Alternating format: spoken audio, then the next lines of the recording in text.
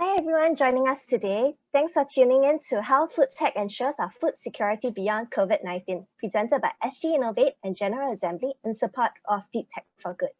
I'm Zing from SGInnovate, and we are a government-owned organization that invests in and helps build deep tech startups that leverage science and technology to make lives better for all.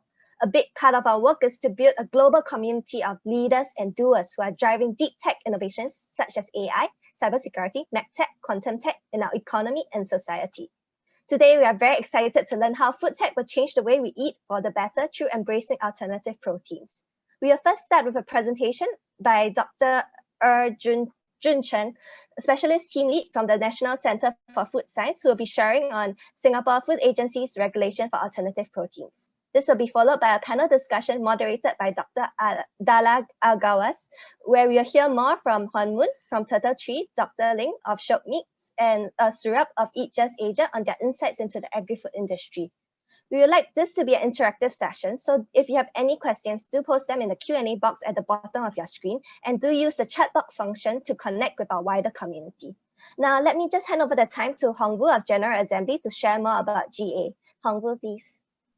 All right, thank you, Ting, and hello to everyone. Thank you so much for tuning into this session. So my name is Hu, and I'm the Marketing Manager for General Assembly Singapore. So just in case this is your very first time hearing of GA, we are a global tech education company, and we really focus on helping people to reskill and upskill themselves in the most in-demand tech fields. So, be it coding, data, design, digital marketing, or product management. But also a bigger part of what we do here at GA is also to make sure that, we bring to our community events topics that are very, very much of interest to the wider community, and food tech is definitely one of them. So I'm sure you have all seen very alternative proteins and different kind of approaches to protein popping up in the markets, in the supermarkets around you. So I'm sure this is a topic that's of interest to a lot of people.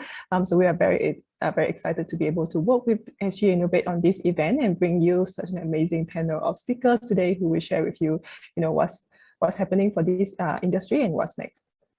And I will pass over the time back to Ting. Thank you so much, Hong Vu. So now let me introduce Dr. Jun Chen. He's who will be sharing on the Singapore Food Agency regulation for alternative protein. He's the specialist team lead for the National Center for Food Science.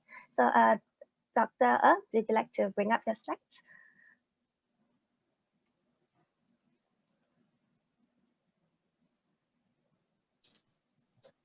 Hello, good morning, everybody. So can you see my slides? Yes, we can see them clearly. Yeah. All right. Yeah. So thank you, SGInnovate, for inviting me to this virtual forum, and also Zing for the very kind introduction. So I believe many of you in the audience are from the food tech startups and will be looking at bringing innovative food products to the market at some point in time. So the question of regulations will definitely come to mind. So today I'm actually just sharing a snapshot on this topic.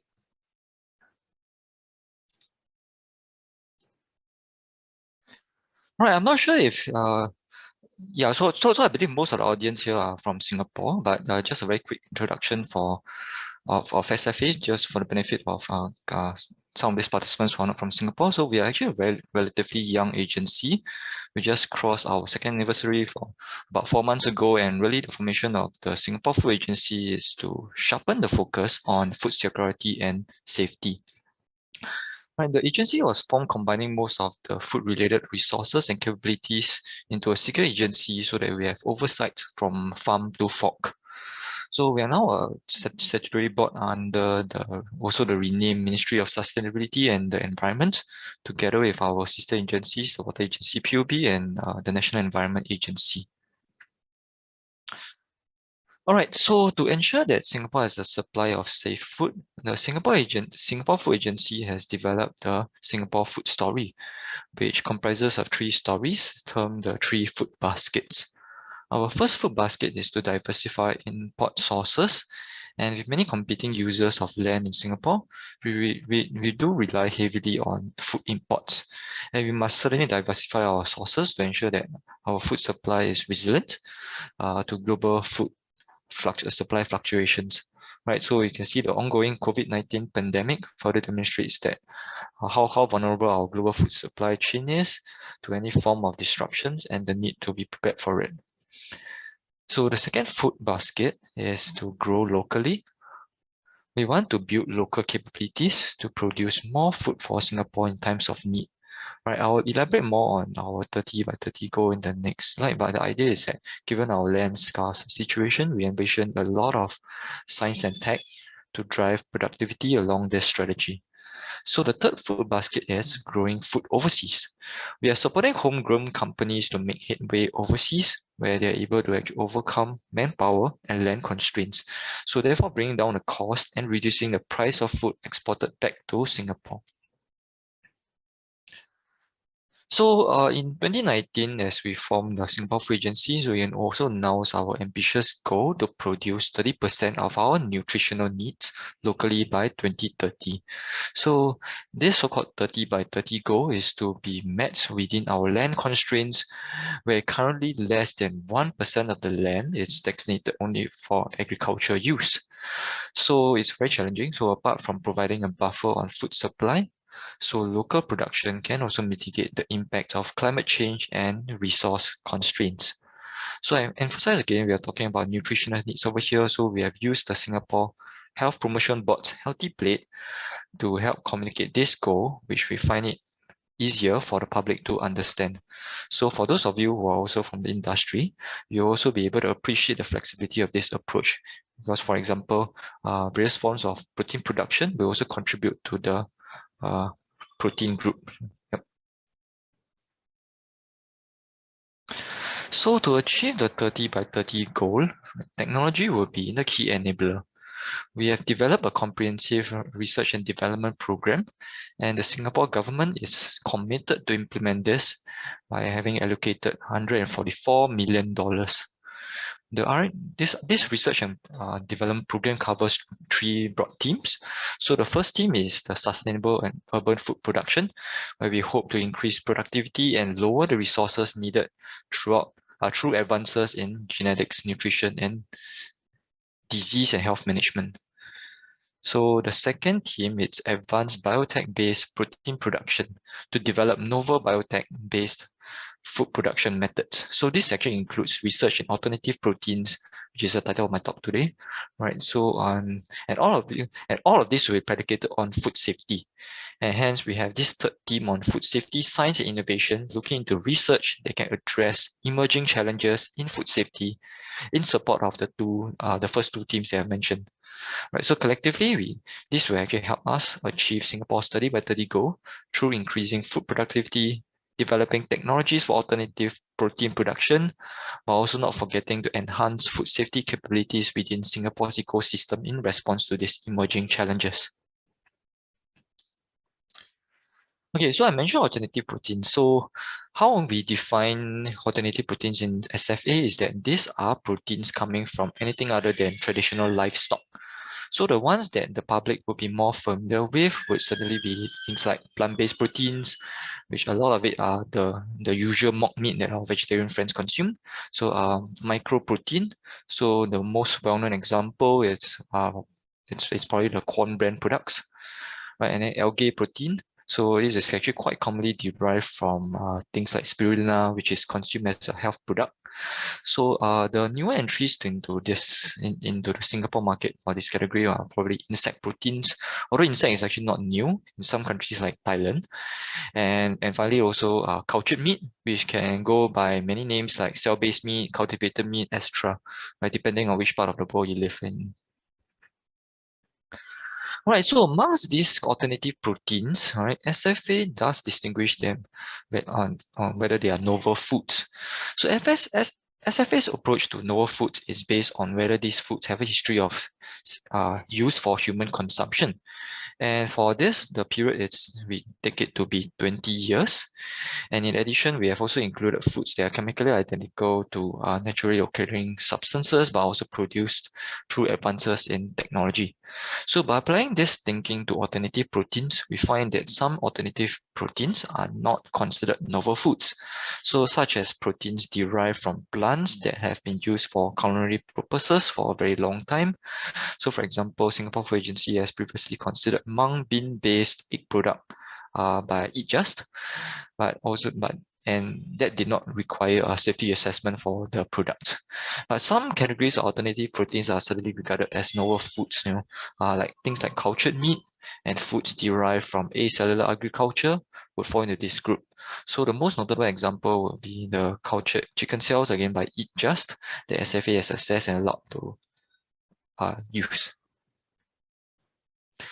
So SFA has a regulatory framework to ensure that novel foods is safe for consumption. So for these alternative protein products that are novel foods, we need to assess them for safety before they are allowed to be sold. SFA has put in place a pre-market safety assessment process for novel foods, and companies that intend to sell novel foods should submit a safety assessment for review. We have published a guidance document on the information required for SFA safety assessment, which builds on existing documents such as the FDA's Red Book and EFSA's guidance documents that companies can refer to as well.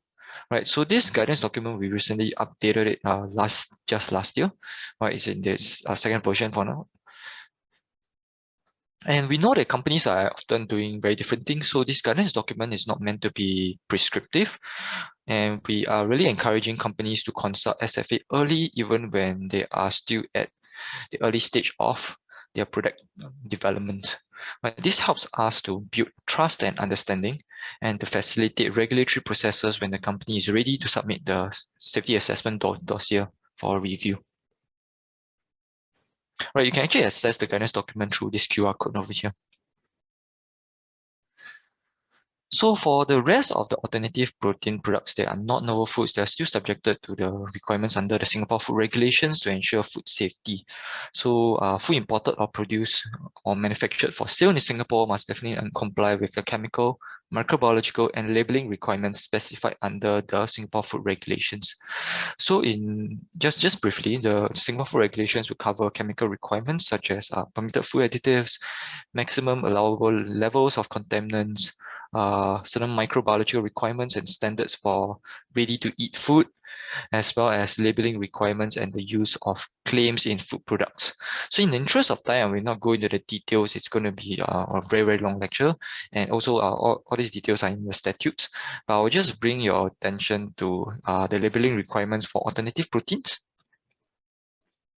Right, so what I really wanted to point out over here is that alternative protein products will need to have a qualifying term stated clearly in the label. So like for example, you can't pass off cultured meat or plant-based meat as meat from traditional livestock. Right, so it's up to you which it's up to you which qualifying term you want to use, but generally we do not encourage terms that suggest something negative about other products. Things like for example, clean meat. Right, then the general labeling requirements for prepacked foods will also still apply. The requirements for the use of nutrition and health claims will also still apply. All right, so my final slide is just to show you that we actively engage our international counterparts. So we know that novel foods is a very new thing, and really we are therefore keen to engage with our international regulatory counterparts to jointly discuss the regulatory approach to novel foods. So it can also help raise awareness and help regulators align our requirements, and which is trade facilitative. Right, so the opportunities and benefits offered by alternative proteins can be applied to any country. Right, we are also seeking opportunities to regulators to formalize relationships through MOUs, which can pave the way for deeper collaboration, and we are also keen to explore multilateral platforms for further collaboration in this area. Right, so we organized our first regulators forum on novel foods in November 2019. Together with Temasek Holdings. So we had the privilege of having representatives from Food Standards Australia, New Zealand, and also China National Center for Food Safety Risk Assessment to share on their approaches for novel foods. We didn't have the chance to organize one last year, also due to the COVID-19 situation, but we are hoping to have a second edition towards the end of this year. Right, so for this regulators forum, our industry members are also invited. So yes, if you're interested, please do look out for our invitation later in this year. Right, so before I end off, just let me again emphasize that we do encourage you to reach out to SFA early, and if you have an alternative product that you wish to bring to the market, right? So this is especially important, right? So because if it's a novel food, you definitely have to do your safety assessments, and SFA's role is to really evaluate the safety assessments. And yep, we'll be setting up an email account for more direct access to your inquiries, but in the meantime, please send your inquiries via our online feedback form. Right, thank you very much for your time. Thank you so much, Jin Chen, for the insightful presentation.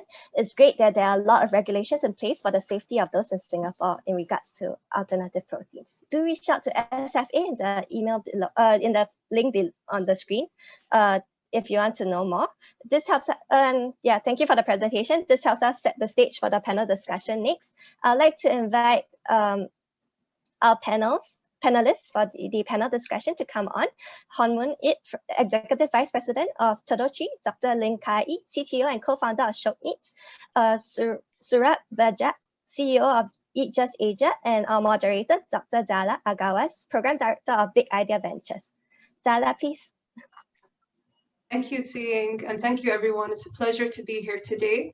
And we're surrounded by amazing panelists from multi-million-dollar food tech companies that are really shaping the way that we view alternative proteins and modernizing food today. So I'm sure you're all very curious about what each and everyone does and how they started on this journey. So let's start with Dr. Kai. Could you please share a bit more about Shock Meats and what the vision and mission of the company is? Great, thank you, Dalal, and thank you for inviting me here today. I'm happy to share about myself and Show Meats. I'm Kai, the CTO, co-founder of Show Meats. We're a cell-based seafood company based in Singapore, and we started almost 3 years ago by myself and Sandhya, our CEO. Our interest is in crustaceans, so we work on shrimp, crab, and lobster. Right now, we're still in the R&D stage, and we're working hard to commercialize, hopefully by the end of next year or the following year. Amazing, thank you. And maybe we could have Hon Moon if you'd like to go next. Sure. Well, thank you for having me here. And Dr. Dalal, good morning. And Ziying and everybody. Turtle Tree is a homegrown biotech company specializing in using cell-based technology to produce milk and milk ingredients from the blueprint of human milk. And our researchers are based in Europe and the US and Singapore, of course, and developing the latest cell lines, microbial strains, as well as growth media and scaffolding technology. Now, our mission is to make the highly nutritious ingredients that is found in human milks available to anyone and everyone who needs it in a very affordable as well as sustainable manner. Exciting. And yes, Saurabh, would love to hear about the journey of Just, and of course, the vision and mission of coming into Singapore. Sure, thanks. Good morning, everyone, and thanks for dialing in early in the morning. So for Just, what we are trying to essentially achieve is we're trying to challenge two of the most basic underlying assumptions in the food world today. One, the first one is that we need to get the chicken eggs from a poultry farm. So we are trying to change that thought process by making eggs in a plant-based format. We have already started selling in the US. We have been selling now for almost 2 years. We have also been selling in various parts of Asia and have been getting a great response. So that's the first underlying assumption which we are trying to challenge. The second one is to enjoy your meats. You need to kill animals. So we at Just have developed the world's first regulatory approved cultured chicken product for commercial sale, which coincidentally happened in Singapore, and we started sales towards end of last year. So when we make our chicken products, we are not really killing animals. Well, it's still chicken to eat, but you aren't really killing animals. So these are the two basic underlying assumptions which we are trying to challenge. Of course, as we try to achieve this, we are trying to also make the broken food systems a lot better. Some of the zoonotic disease outbreaks, which we have seen over the last 2 decades, with the latest one being COVID-19, could have potentially been avoided if the food systems were not really broken. So by trying to move away from the conventional wet markets and some of the inefficient and non-safe ways of handling food towards these new and novel ways, we're trying to also make that change. Yeah, that's really fascinating. So I'm really curious, I guess it's a question for everyone on the panel is, why would you start a food tech firm in Singapore? And what are the factors that made you to decide that, here, in this sort of corner of the world? So yeah, maybe Dr. Kai, if you'd like to go first. Sure. I mean, for us, why we started in Singapore is we're based here. I was trained here in Singapore, and that's where I met Sandhya as well. And one of the things that we were really excited about to do in Singapore is that we have a great talent pool of people here who are trained in the stem cells, biotech area, food tech as well. And for us, it's very relevant to build the cell-based technology in Singapore because of a few important reasons. One of it being that we don't have many natural resources in Singapore, so it's difficult, and we don't have space to build a lot of farms to grow our crustaceans in Singapore. So that's one. The other part of it is that, the traceability of it, because in Singapore, we're so used to having our food being imported into Singapore. I actually never grew up thinking much about where my food comes from. So we're really excited to be able to use the cell-based technology to be able to, increase food security in Singapore and also allow us to know where our food really comes from when we make it with our systems in Singapore. Yeah, who'd like to go next? I'll go, Dr. Dalal. Well, our founders, many of you have met Feng Ru, is a Singaporean. Despite a lot of other temptations, we are still a homegrown Singapore company. But from a business perspective, Singapore is the perfect place where technology and business all converges. And it has a top-notch education system, very efficient government, world-class infrastructure. And I think when it comes to food, I myself personally is involved in food and agriculture from a very, very early days, food security, food safety, and so on. So I have a certain bias. This government support, the 30 by 30, the Singapore food story, and when you have food security as a national initiative. And this is, I believe, the second national initiative after the water story that we have. The government is very determined to make it happen. And I think in food and agriculture, which I started 6 years ago, it is very important to have the government support and the regulatory support to make the business happen. So Singapore is a no-brainer. Yes, Rob, anything to add? Yeah, sure. So for us, the company was founded in the US. However, about 3-4 years back, while we were evaluating how to go about growing the company, we hired external consultants, which did a cost analysis for us, which did a detailed analysis amongst the various competing options that we had in terms of where we should be setting up our base. And while we were doing that analysis, we looked at Singapore as one of the 4 or 5 different options which we evaluated.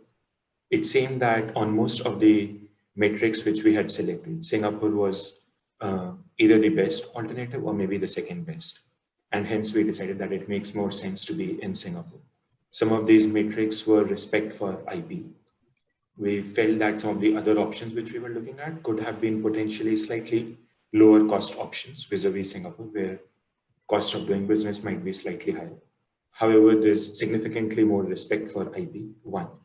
2, we were being able to access the capital market significantly better in Singapore in terms of access to the investor pool.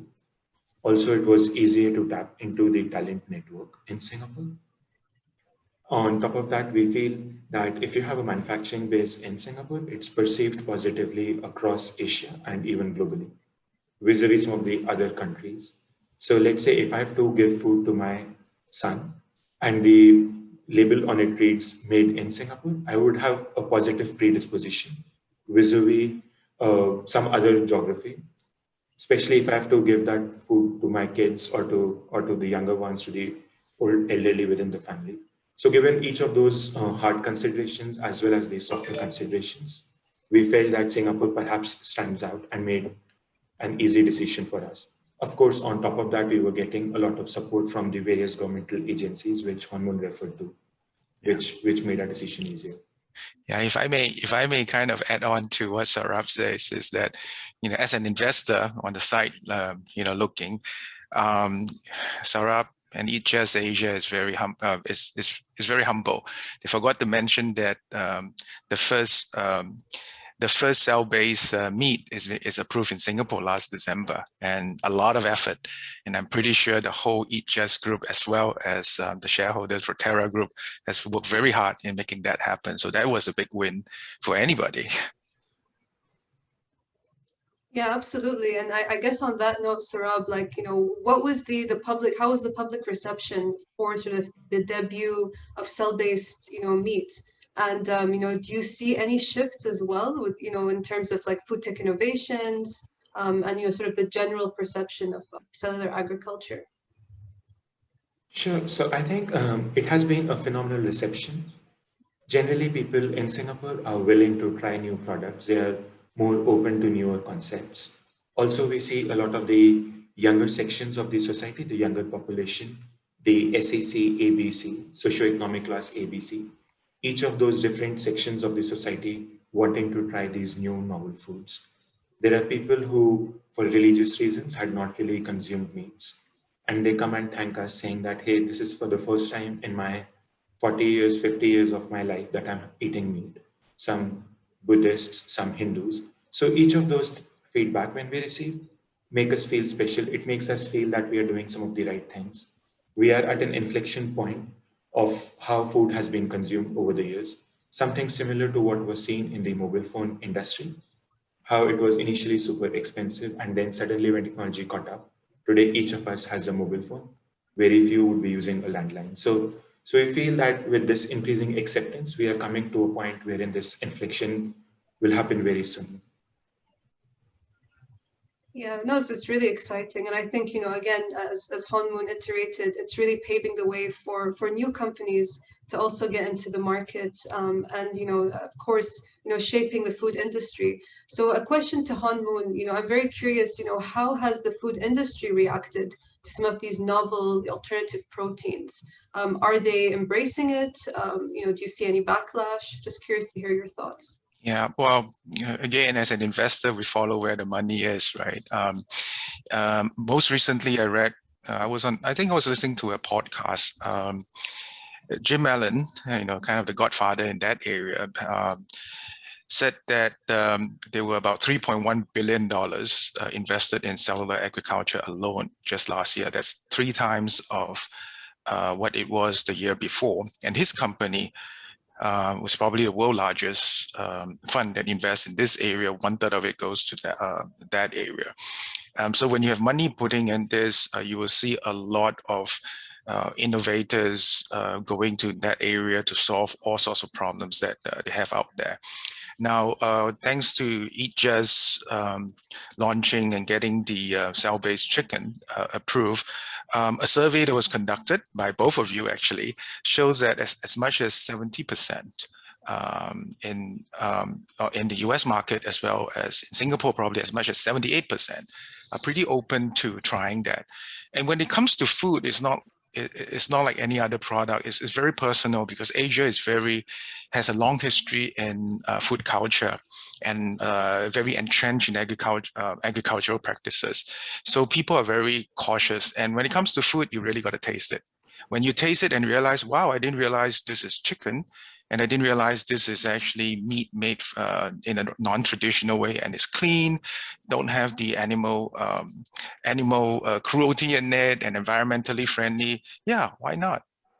So the reception has been good, I must say, but I think we are not stopping here, because we need, all of us needs to make sure that we continue educate, we continue work with all the stakeholders, including the regulators, and make sure that we have this in a very open manner, show them what our technology is. What I like a lot is I'm beginning to see very recently a lot of the cell-based protein companies starts simplifying the technology to the consumer.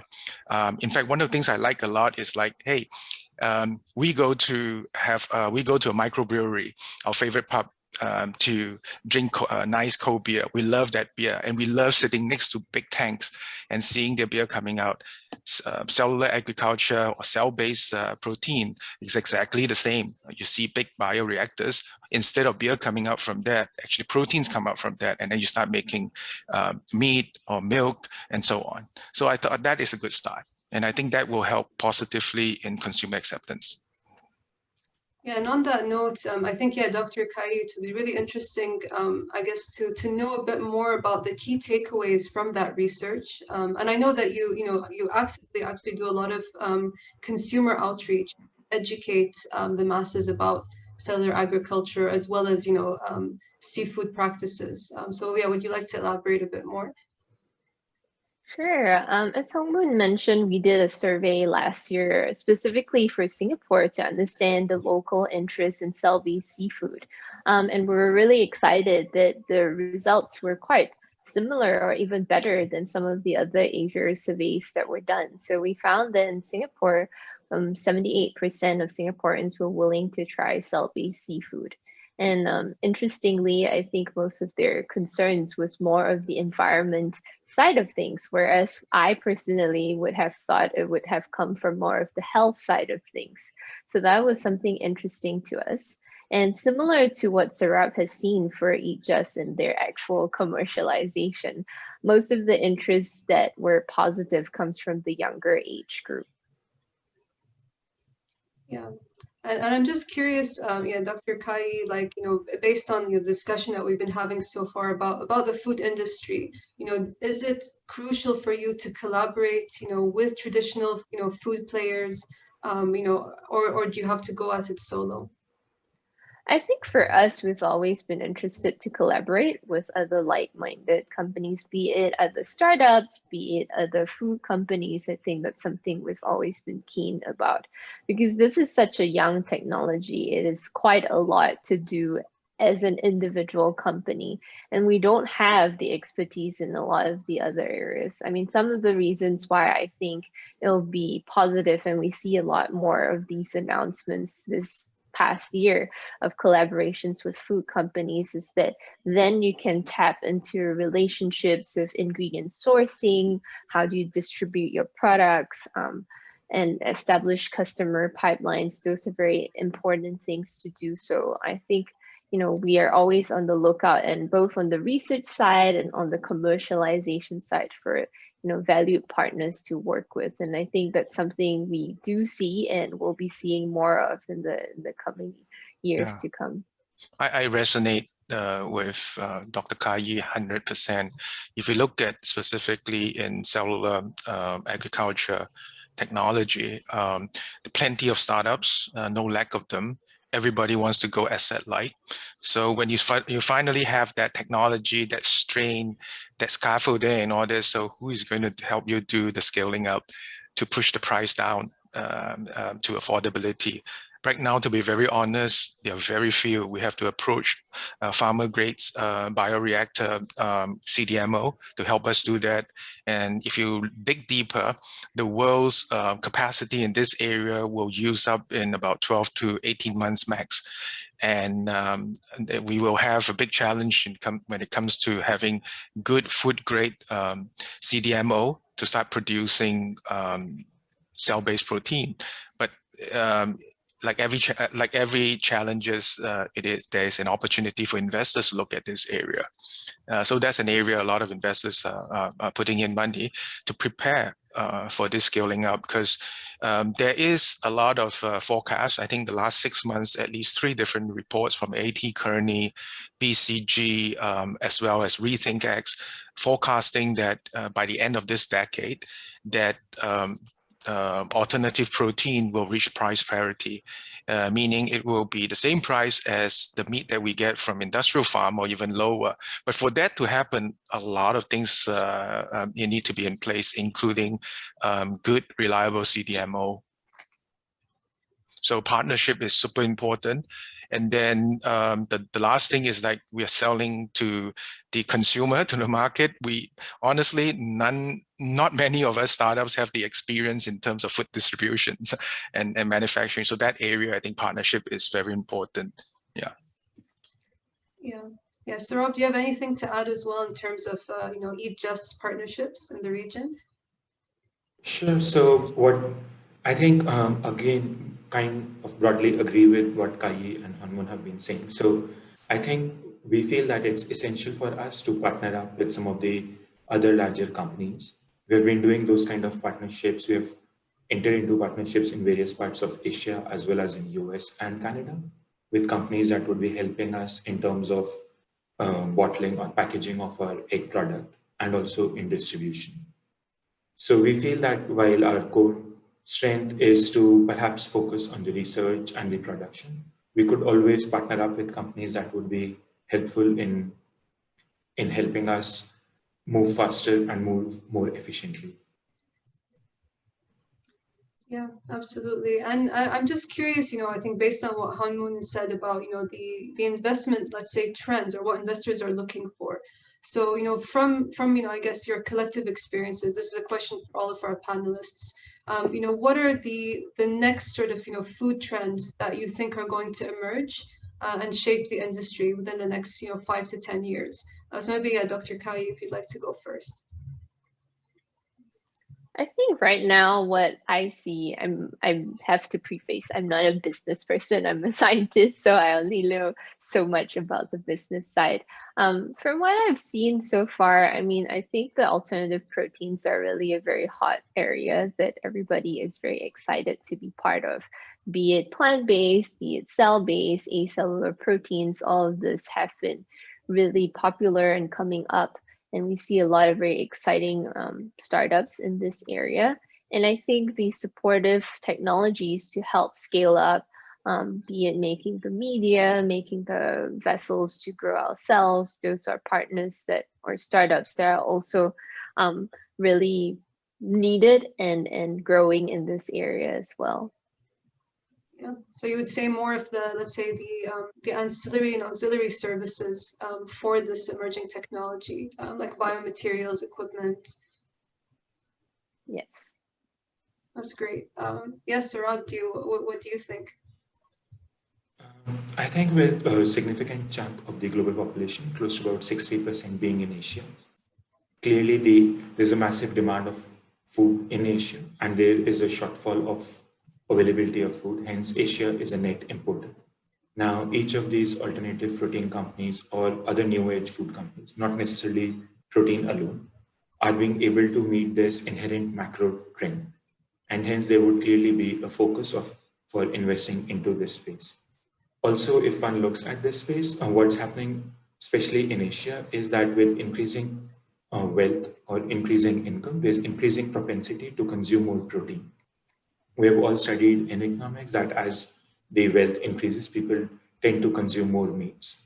So we see each of those factors contributing to a growth in the demand for meats, the increase in population, the increasing income levels, and a small chunk of it, still the lion's share would fall with the conventional meat companies, but a small share of that could potentially be fulfilled by each of these companies within the ecosystem, whether that's short meats, that's Kai or Hanmun's Turtle Tree or us. And hence, all of these companies would grow. Also tend to broadly agree with what you said, that this would inherently benefit the allied industries. So let's say on the cultured meat side, people who are present in the creation of the growth mediums. That could be one area of focus. On the plant-based side, there could be some trends that we would observe in terms of companies that were conventionally focused on starch, trying to also now focus on protein. As you might be aware, when you are extracting protein, starch happens to be a byproduct, or the reverse. So conventionally, there were these starch companies for whom protein was a byproduct. Given this increasing demand, the economics are now gradually evolving. So each of these are inherent repercussions or inherent outcomes of some of these changes that we are seeing. To summarize, one, each of these companies, whether it's a Shop Meats or a Turtle Trees or Just, I believe has a great potential, a good future in front of them. Anyone who's allied to our space also inherently would benefit from this. Yeah, that's really interesting. So yeah, what we've been seeing as well from Big Idea Ventures side is that, yeah, a lot of companies are emphasizing on, let's say, working on providing solutions to reduce the costs, right? Using like AI, software analytical tools, as well as big data. And we've invested in 2 companies in this sector called Animal Alternative Technologies, as well as Innocent Meat. And I think, yeah, what you mentioned as well about the, let's say, finding ways to create closed loop systems by recycling the media that's used to produce cellular agriculture. And I think, yeah, this is really, really important. I'm excited to see the companies that are going to emerge and focus on these trends. What about you, Honmoon? What are your predictions? Well, I'm going to leverage on all the things you guys have said and kind of put it together. I think, Dr. Dalal, you hit it very right. I come from a tech background, engineer by training. So when I saw how AI, big data, machine learning helps, develop to a stage where it becomes affordable, that's where it's only stage 1. Stage 2 is actually application, and we're beginning to benefit from this application, including the food part of it. If you look at it, it's all there's the fingerprints of these happening. So for me, along the same line, I think precision fermentation is going to be one of those foundation that is going to fundamentally change, and that will be the trend.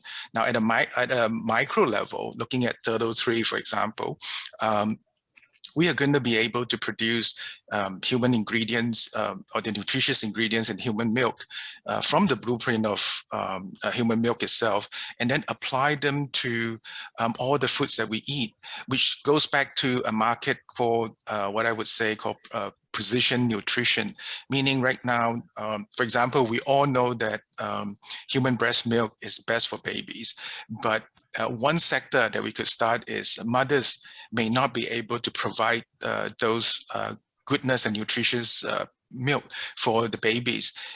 Then with this product, we could actually enhance the existing infant formula milk, although it is not as good as the human milk itself, but it is close to as much as possible. And taking things like lactoferrin, which is what we are focusing on, alpha lactoalbumin and HMOs, we could actually apply this to adult nutrition, sports nutrition, and across all the food that we eat. And then at the plant-based side of it, as you know, I probably invested quite a bit of them. We're now looking at what happens when consolidation starts coming in. And then you start looking at, hey, can we take the results from machine learning, AI, and data analytics in the gut microbiome space? We know microbes helps in humans' health, and then basically use that knowledge, put it in a plant-based meat, and said, okay, this plant-based protein or this plant-based milk is good for treating high cholesterol, high blood pressure, and so on. See, I think the trend will be there. It's more of application.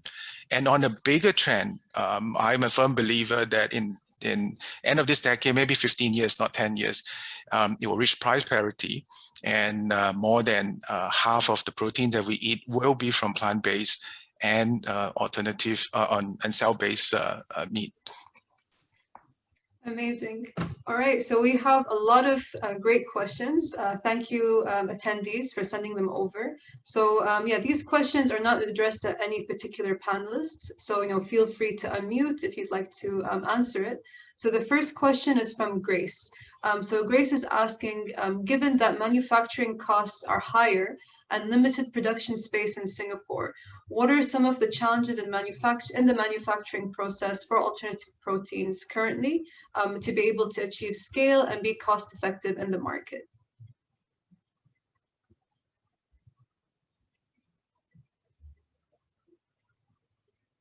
Anyone like to take it?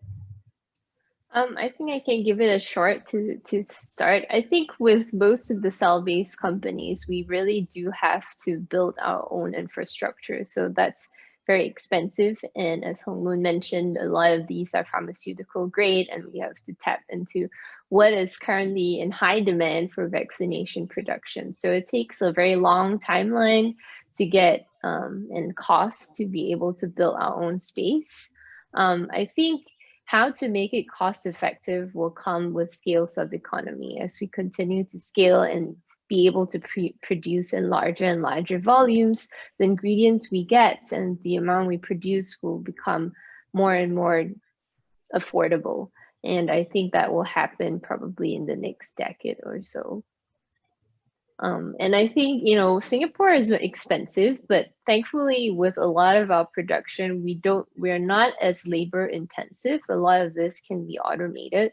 We just need a few skilled labor engineers to maintain our manufacturing plants and keep it going. So in terms of that, most of the cost will come from the equipment and setting up the space. And I think, you know, if there are more initiatives or support from the government in terms of the space and, you know, helping us get more affordable spaces to set up our manufacturing plants, that will definitely help a lot. You know, if you have been following me, you know I'm a big fan of precision fermentation, right? So my dream is maybe not in a decade, maybe in 2 decades or 3 decades. We will have, just like brewery at home, that you can brew your own beer. We'll be having this little bioreactor that we can actually make our own chicken, our own pork, or our own milk. And that is free from animal, free from antibiotics and hormones, and, you know, do it the way that we want it to be. Maybe I would like to share our perspective from the Just experience. So interestingly, we are trying to build our largest plant in Singapore. Now, for this particular plant, what we have observed is that the lion's share of the total cost is on the equipment side of things. Now, whether I install those equipment in Singapore or in any other part of the world, the equipment cost essentially remains the same. Yes, the land costs are slightly higher in Singapore, but maybe that's the cost of doing business, especially when you want a better protection for your IP and a higher value for the products that you're selling. So there isn't really a significant difference in terms of any of the other cost heads. And this is contrary to popular perception, where people believe that Singapore would be significantly more expensive. The only cost element where we feel Singapore is slightly more expensive is on the labor front. And as Kai mentioned, we are trying to build a plant which does not really require a lot of labor. So even that is broadly minimized. So I would think that it's not really fully accurate to go with the conventional assumption that Singapore is more expensive, especially for these high-end, new age food companies. Yeah, great answers. Okay, we have another question from Tanya Go. So this is, I guess what she wants to understand is, you know, for the companies that are from Singapore, so Shock Meats and Turtle Tree, you know, what is necessary for you to expand overseas from Singapore? So what kind of support, you know, from either the government, what kind of support from the government can be provided? And to kind of follow up on that, she'd like to hear from Sarab in the sense of what kind of government support and mindset was necessary to, you know, encourage you to move to Singapore. So yeah, anyone can start. I think for us, we are keen to first launch and commercialize in Singapore.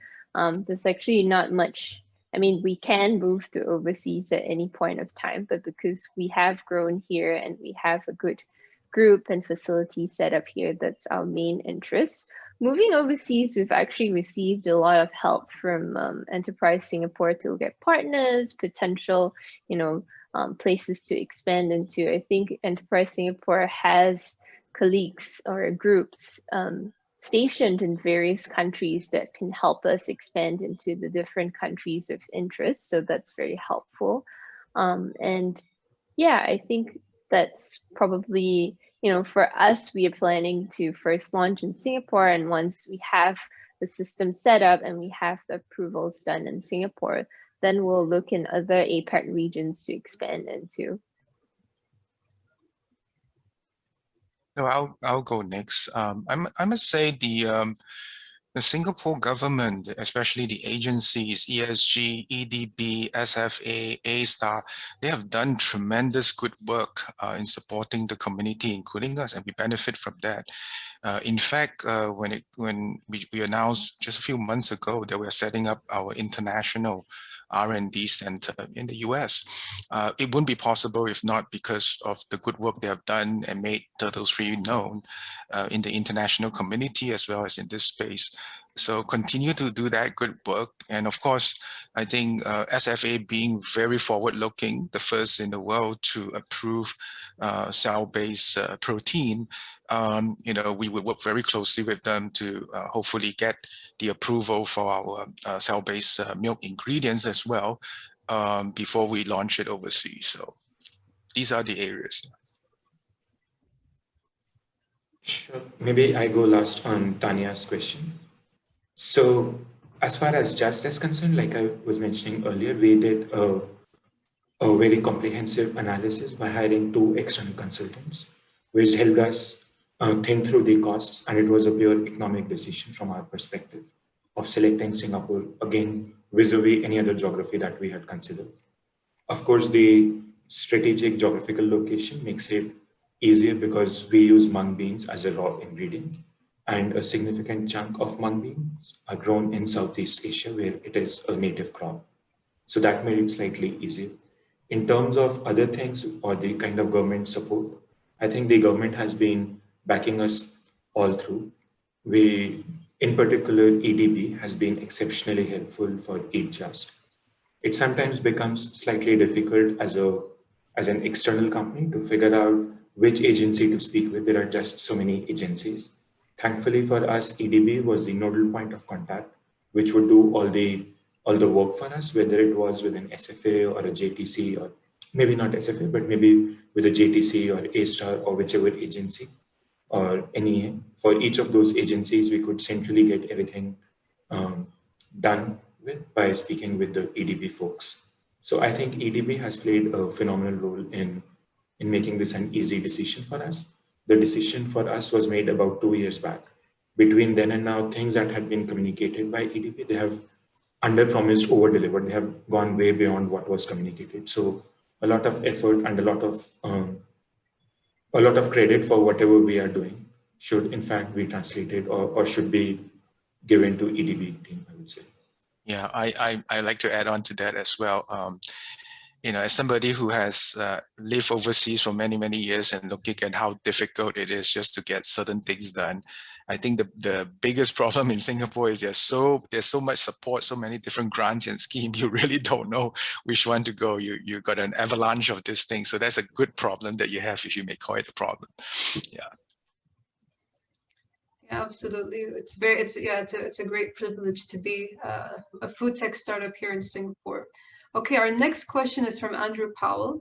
So Andrew is asking, based on the complexity of food security, which can be resolved into 4 dimensions, which is 1, availability, 2, physical access, 3, economic access, and then 4th, utilization.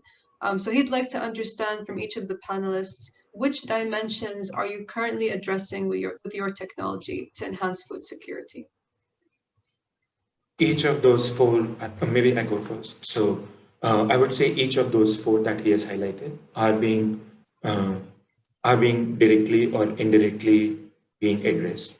If I talk about Eat Just, in particular, for us, the raw material, as I mentioned, is mung bean or the green bean, which is grown a massive quantum grows in Asia. Most of it grows in Asia. So there's availability in terms of raw material. On the other end of the spectrum, there is for creating availability of our end product. We are tying up with a host of companies that are helping us with distribution, right from US to China. So that takes care of availability both on the raw material end of the spectrum and the finished goods. On the physical access, again, there is effort that is going in terms of the economics. Of course, as with any technology, as the volumes go up, as it becomes more easily available, I think the economics would start making sense. We believe that unless it is affordable, it would not really become a mass product. As CK Prahlad said or spoke about the wealth at the bottom of the pyramid. So we feel that to actually make an impact, we need to be widespread. We can't really be focused on a very niche, very small segment of the society. And hence it's important that the economic access is such, the costing is such. And to achieve that, the utilization rates need to go up, the efficiencies need to go up. So on each of those four, directly or indirectly, we are working. And I would assume it would be something similar, maybe in different ways, but essentially similar outcomes that others are also doing. Kari? Yeah, I think, Sarah, I think we are also working on all four dimensions, but probably more emphasis on the first two to start, since we're still building the technology and scaling it up on the availability and physical access. And as Sarah mentioned, until we are able to scale it to a certain point, the costs will still be high for the first few years that we're still working on it. So that's kind of my take on it. Yeah, I mean, same here. We and Syok Meats are in the same stage. We're still a startup, and we haven't reached the commercialization stage yet. But in all these four dimensions, we're definitely directly looking at it, and indirectly in the last two. So now we want to be focused. Resources are limited as well, so making the availability and physical access, and that's our priority. Yeah. Okay, the next question, I know we have probably room for one more question, is from Imi Rabang. So she's asking, the success of FoodTech boils down on whether the consumer, sorry, where did it go? Whether the consumer will support these products. So what are your plans to push alternative food sources into the mainstream market? I can go. To me, I think it's a great question. Very, very important to us. To us is educate, engage the consumer as early as possible. Be very open about our technology. How do we do it? It's okay to say we don't know. It's also okay to say, okay, we'll fix that. And I think it's very important in the early stage, before all these mainstream fearmonger and all these things start setting in. I think that's super important to us. Yeah. Sorry, Kai, go ahead. Okay, sure. I think for us, it's a similar thing that we're working very hard on. Consumer education, it's important, doing the surveys to understand what motivates the early adopters, what is their key interests, and sharing what we know about our process is really important.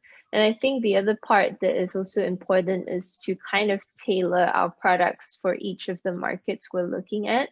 Since our focus is on Asia Pacific, we tend to focus more on Asia friendly dishes. For us, maybe because we are at a different stage of evolution, I feel that there's already a significant demand that comes in, but of course we would want that to go up. We feel that an important part of the demand comes from the education that maybe Honmun was referring to. So let's say, for example, our egg product currently contains 0 cholesterol and slightly more protein than the conventional egg.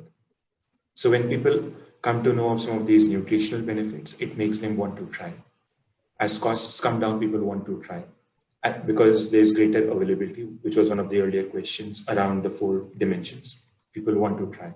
So by creating this enabling ecosystem around each of these elements, we believe that people would want to try. It's being focused on ensuring that we are making the right product consistently, the same quality each and every time that a consumer wants to experience it.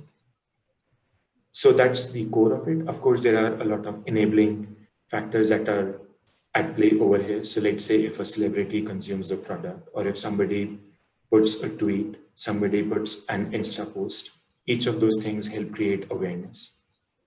especially when a new restaurant starts selling our product, when any of the famous global chains like Tyco's in China started selling our product, that creates a lot of good and positive word of mouth. So each of those are enabling factors as well that work in the background. All right, I think we're just out of time. So I would really love to thank all of our amazing superstar panelists for engaging with us today and sharing their insights and advances with their technologies and how they're shaping the future of food. So thank you so much for being with us today. Thanks, everyone. Thanks you. Thank you so much. Thanks for coming. Kai, Surat, and Dala for the great insights and the moderation, and Jun Chen for the great presentation earlier on. And of course, we cannot forget our attendees for being a very interactive audience today and bringing in a lot of questions for us. So if you'd like to revisit the conversation, we'll be sending a post-event email with the recording to the session, and also ways to connect with our speakers through their LinkedIn. We have a lot of upcoming events, both at General Assembly as well as SGInnovate. So we do hope to see you at future events. So have a good rest of the week, and we hope to see you again. Bye-bye.